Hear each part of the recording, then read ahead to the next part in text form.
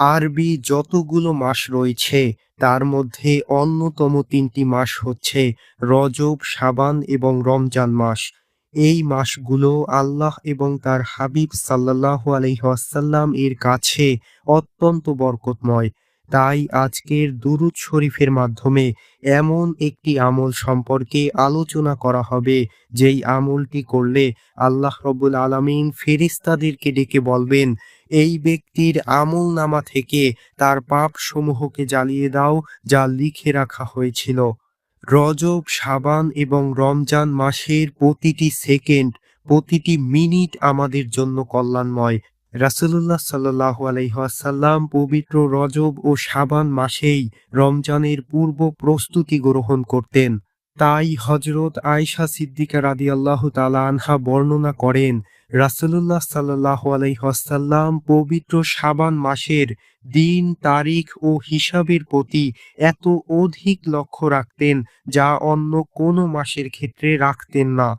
এই বরকতময় মাসগুলোতে আল্লাহর হাবিব গুনাহ থেকে ক্ষমা লাভ করার বিশেষ একটি আমল সম্পর্কে জানিয়েছেন।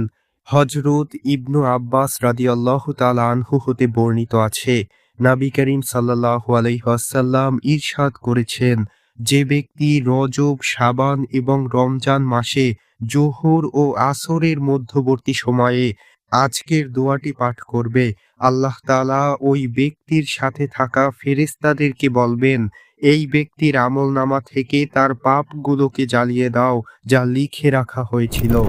আলহামদুলিল্লাহ, আমলটি করার পূর্বে কয়েকবার দুরূদ শরীফ পাঠ করে নিতে হবে। অতঃপর আজকের এই আমলটি করুন।